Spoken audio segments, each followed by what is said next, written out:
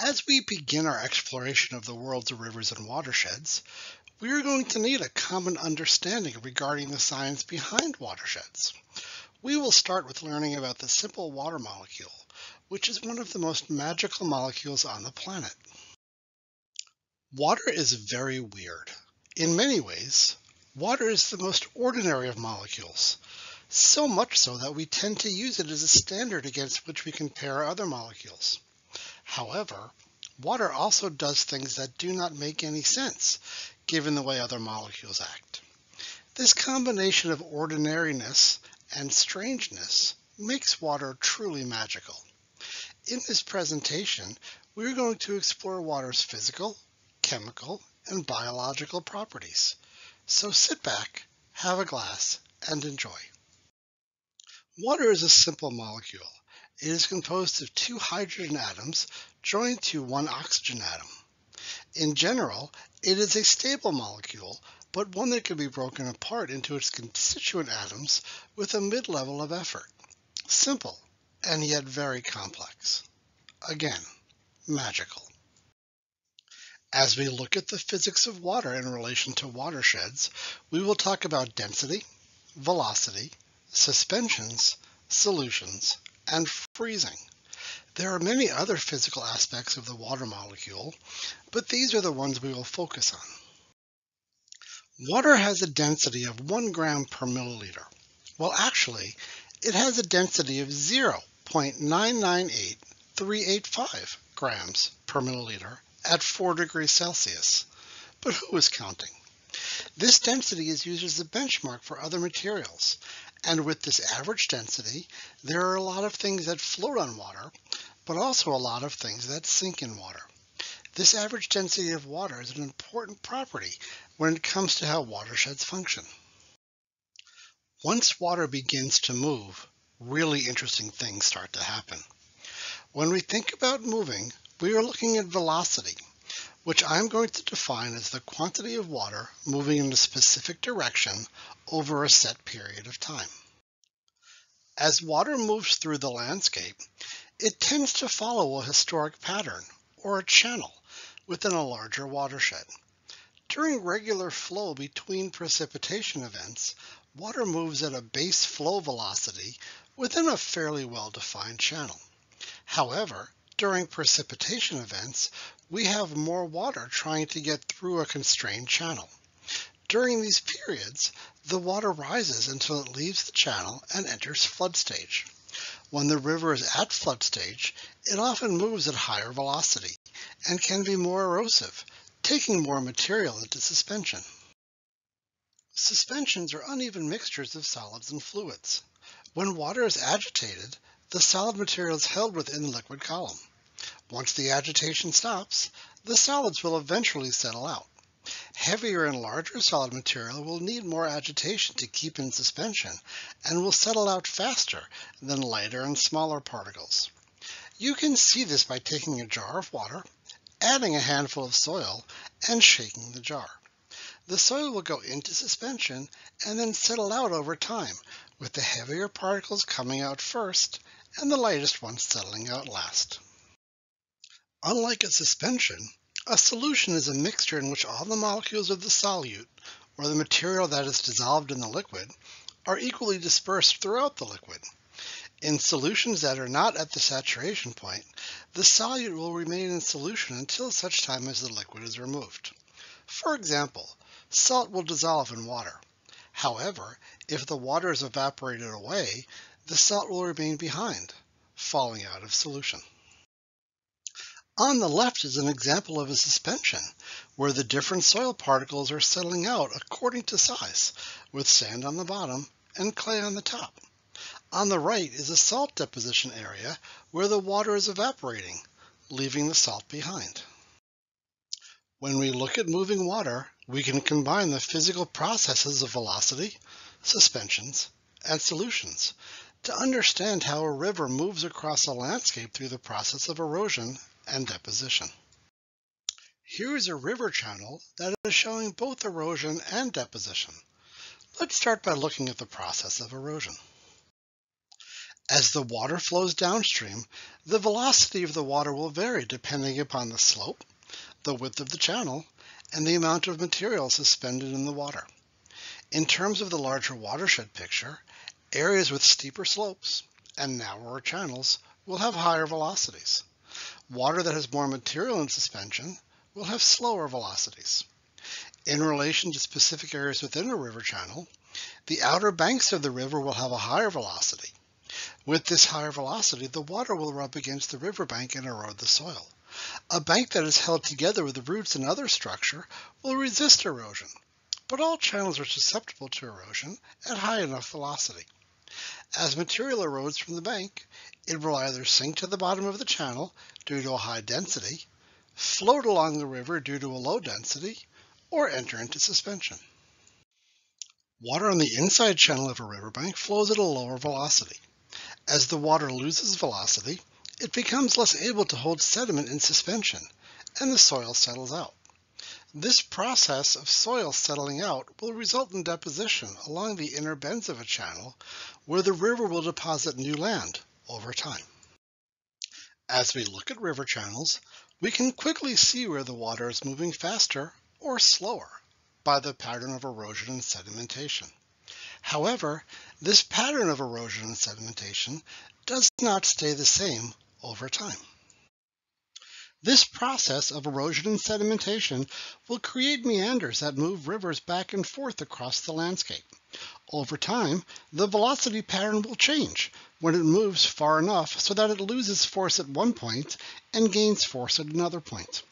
Therefore, points of erosion and deposition vary, and the channel will migrate across the landscape over time. This is a natural process. Here you can see areas where the river channel has changed over time. The current river is eroding the bank on the left-hand side of the image. Soil is being deposited on the inside of the bank. Here, the river is migrating to the left. We can also see where the channel used to be. The area highlighted in red appears to be an old river channel. The river looks like it has altered its course over time and now flows to the left of where it used to flow in the past. Human development and changes to the water flow regime can influence channel erosion and change the quantity of water, leading to velocity changes. If we change the water quantity dynamics, we are changing the equilibrium flow of the river, and we may see more rapid erosion and deposition.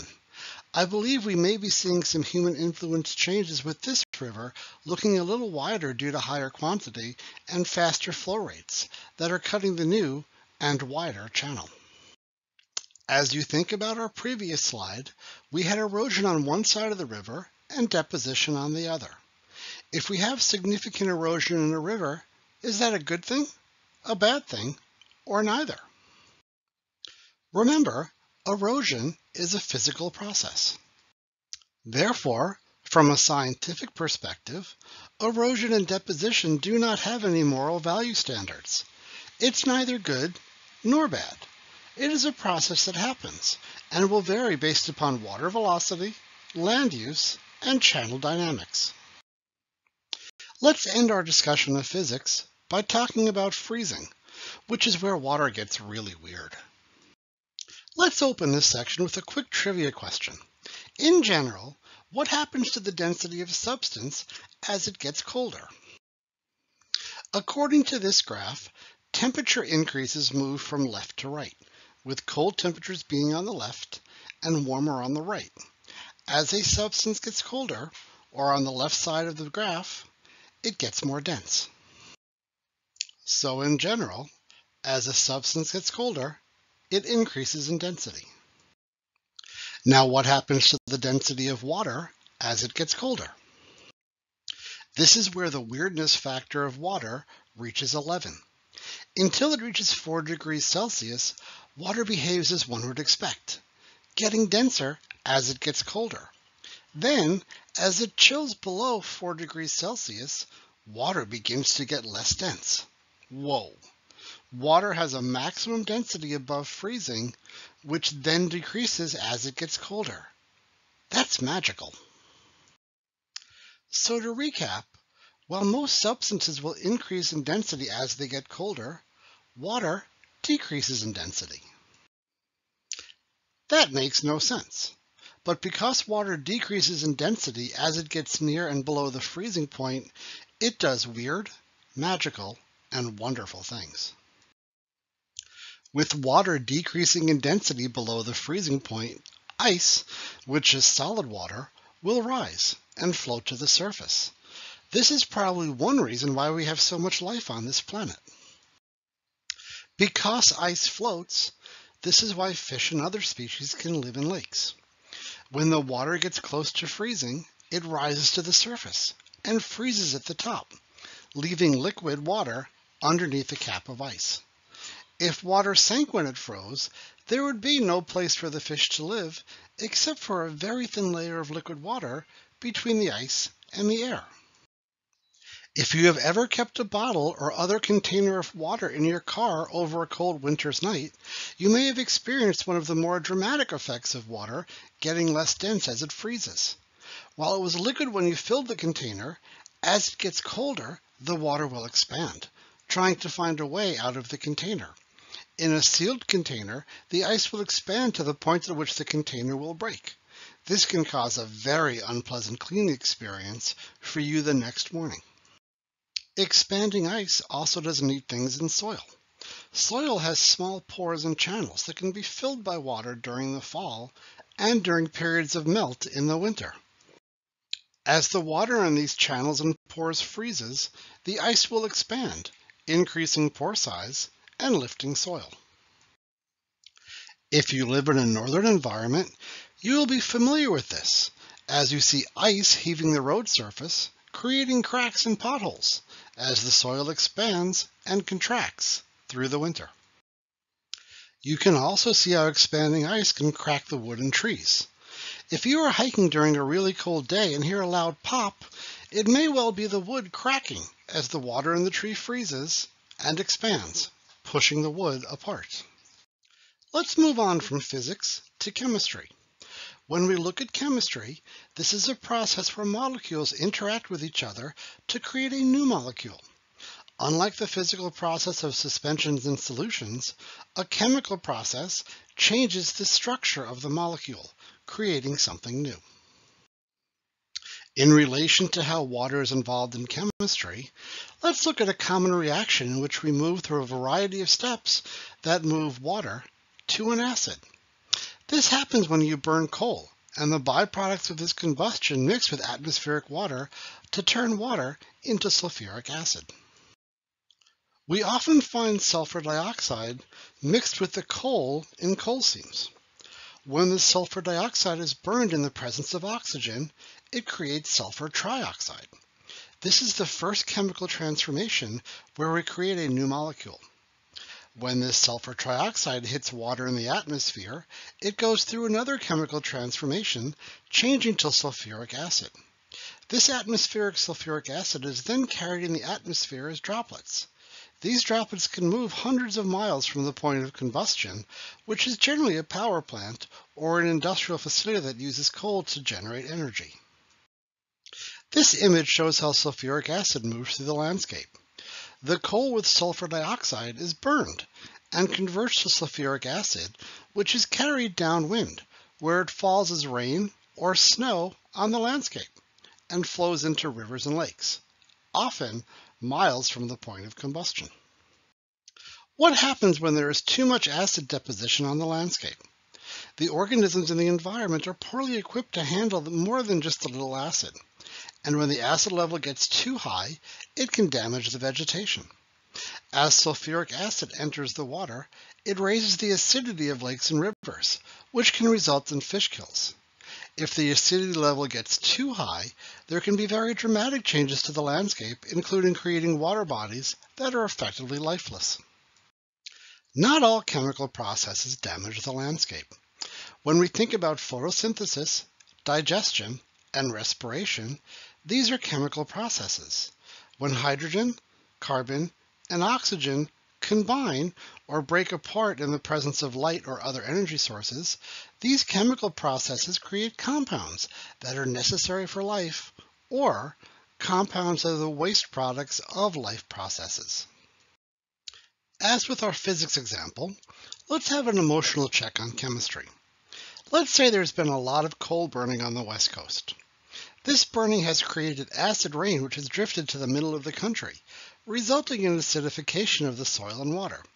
Is this good, bad, or neither? As with physics, chemistry is a process that occurs within certain known parameters. Therefore, the creation of sulfuric acid that leads to acidification of the soil and water is part of a process. From the scientific perspective, this is neither good nor bad. We should not place a value judgment on the chemical process itself. Now for biology, which is our final field of science that we are going to explore to better understand the environmental processes that take place within a watershed. To begin with, a watershed is the area in which all the water that enters the watershed drains to a common point. Another term that is useful as we think about watershed dynamics is an ecosystem, which is the assemblage or community of both the living and non-living environment that regularly interact.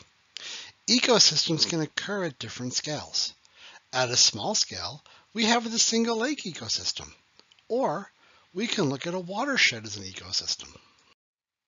Let's break down the parts of an ecosystem. We have the soil that interacts with the water to create and modify habitat. These habitats will determine the kind of plant species that occupy the landscape. The plants, water, and soil will influence the kinds of animals that live in the landscape.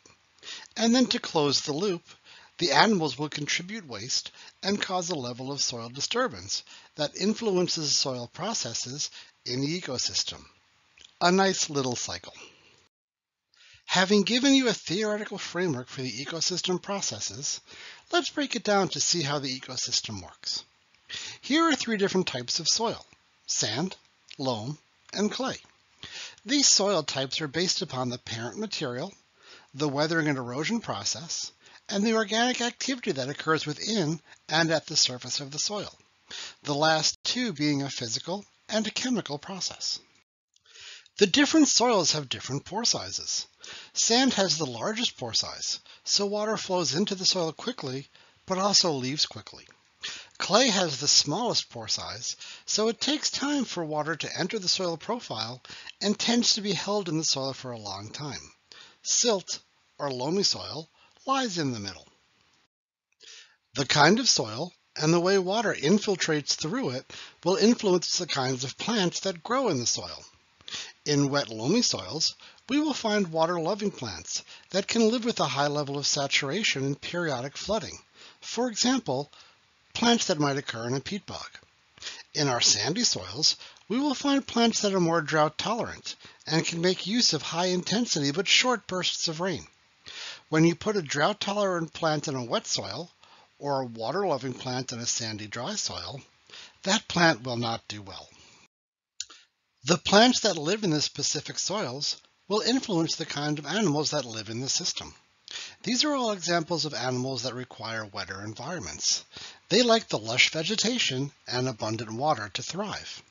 If we were to look at animals more adapted to drier conditions, we would see adaptations that result in more conservation of water within the organism, or perhaps periods of hibernation during droughts. As the soil, water, plants, and animals change over time, the ecosystem will eventually achieve a band of equilibrium, where everything comes into a fluctuating balance. While there can be disturbances such as droughts and floods, or fire that can knock the system out of equilibrium, without significant changes to the physical and chemical parts of the environment, the ecosystem will generally recover and revert back to a state of equilibrium over time. But there is something I am leaving out of this discussion of an ecosystem. What could it be? In most ecosystems, humans have played an important role in altering the ecosystem, which has changed the equilibrium. While humans are animals, I classify them separately because of the magnitude of the changes they cause to ecosystems. And we love people, and cute dogs, but people too. And there we have it. Water is one of the more common and abundant molecules on the planet. And it is a pretty simple molecule unto itself. One oxygen atom and two hydrogen atoms. And yet, the physical characteristics of water make it very strange. The water is key to many chemical processes that define the basic functions of life. And these physical and chemical processes lead to biological processes that make our ecosystems and watersheds magnificently complex systems. So as you think about, gaze at, or have a drink of water, remember, for something so simple, it is truly magical.